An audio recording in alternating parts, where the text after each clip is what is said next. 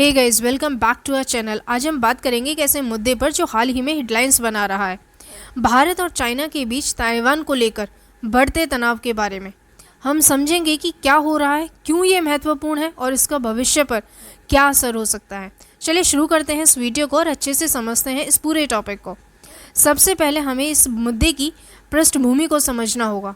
भारत और चाइना के बीच कई दशकों से जटिल संबंध रहे हैं, जिनमें सीमा विवाद और आर्थिक प्रतियोगिताएं शामिल हैं। ताइवान, जो कि एक स्वायत्त द्वीप है, चाइना उसे अपना हिस्सा मानता है। ताइवान का मुद्दा हमेशा से चाइना के लिए एक संवेदनशील विषय रहा है और ताइवान के अंतर्राष्ट्रीय पहचान को चाइना अपनी प्रभुता के लिए चुनौती मानता है।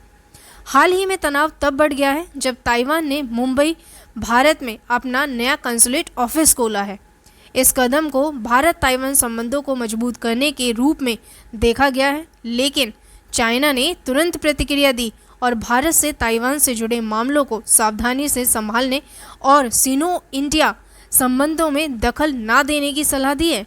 चाइना के विदेश मंत्रालय की माओ निंग ने कहा कि मुंबई में ताइवान ऑफिस का खुलना वन चाइना पॉलिसी का उल्लंघन है, जिसे भारत ने परंपरागत रूप से खुद माना है।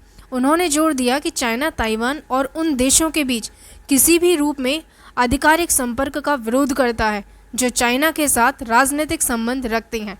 भारत, जो ताइवान को आधिकारिक रूप से अलग देश नहीं मानता, अपने अनाधिकारिक संबंधों को धीरे धीरे मजबूत कर रहा है। इसमें व्यापार, सांस्कृतिक आदान प्रदान और अब नया कंसुलेट ऑफिस खोलना शामिल है।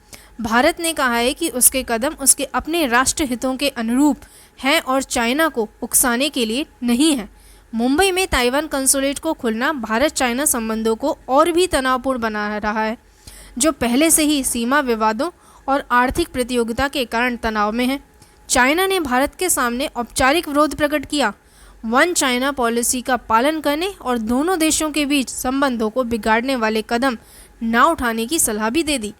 ताइवान के नज़रिए से देखा जाए तो मुंबई में कंसुलेट का खुलना एक महत्वपूर्ण राजनीतिक जीत है। ये दिखाता है कि ताइवान को अंतर्राष्ट्रीय पहचान और समर्थन मिल रहा है, भले ही आधिकारिक रूप से हो। ताइवान अपने संबंधों को मजबूत करने की कोशिश कर रहा है ताकि चाइना के प्रयासों का सामना कर सके, जो उसे राजनीतिक रूप से अलग करने के लिए हैं। भारत और ताइवान के बीच बढ़ते संबंधों का इंडो पैसिफिक क्षेत्र पर महत्वपूर्ण प्रभाव है। दोनों देश चाइना के प्रभाव का सामना करने के लिए एक दूसरे के साथ मिलकर काम कर रहे हैं।